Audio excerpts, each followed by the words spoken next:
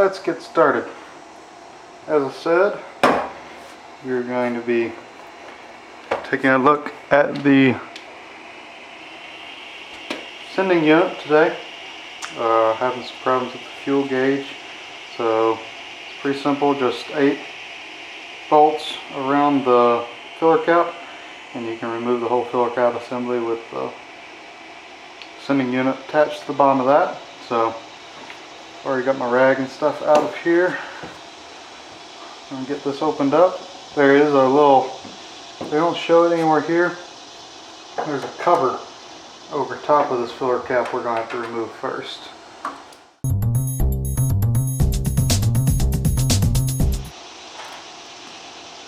Alright, there's our lid removed. Let me get to where you can see it a little better. Alright, so we got our lid out. 4 screws, gonna set that aside.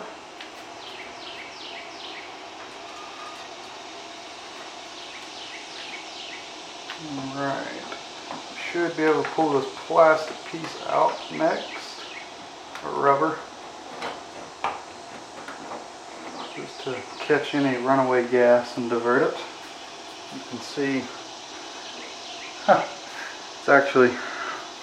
it's just a little rubber cup, and this is the bottom side, and there's a little nipple right there that any runaway gas would run out of. Set that aside as well. Here you can see the 1, 2, 3, 4, 5, 6, 7, 8 bolts around that filler cap assembly there. Here we have the return line on top and the feed line on the bottom, and then that's an evaporation control system feed line. And then here's your wiring for the sending unit. So we're gonna get this pulled out and see if we can clean it up and get it working a little better. Looks like that is 7/16.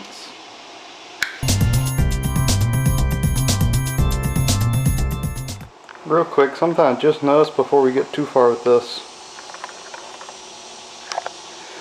This grounding wire right here, you can see it, it hooks onto that blade there. It's very loose. Get it back on there. You heard a good snap there, but it's pretty loose. I'm gonna see if I can clean that up and maybe tighten that up and see if that helps us out before I get this apart. Alright, so after playing with this a little bit, I think I've determined that it is actually more likely the gauge than the sending unit. The reason I say that is when disconnecting the ohms wire from the sending unit, the fuel gauge should peg all the way to the full side of the gauge, but it doesn't. It stays on the empty side. So I think I'm going to get this plugged back in here, throw the lid back on, and maybe see if I can get a gauge, and we'll replace that, and hopefully that'll solve our issue. But yeah, for now I'm just going to button this back up.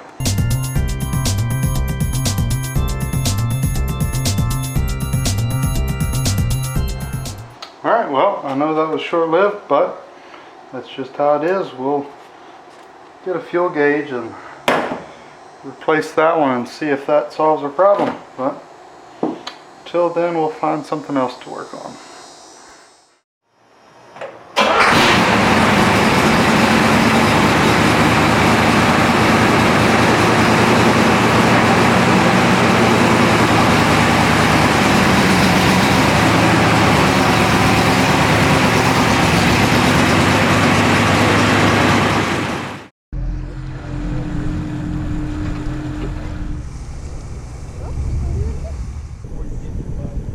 Okay.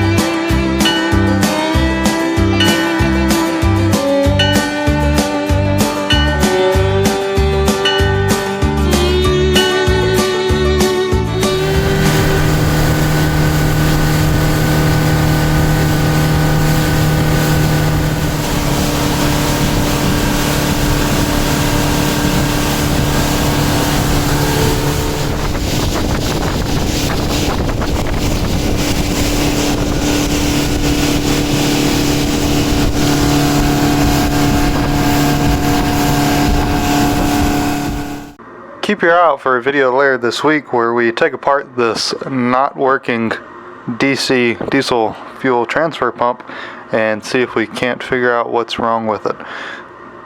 See you then.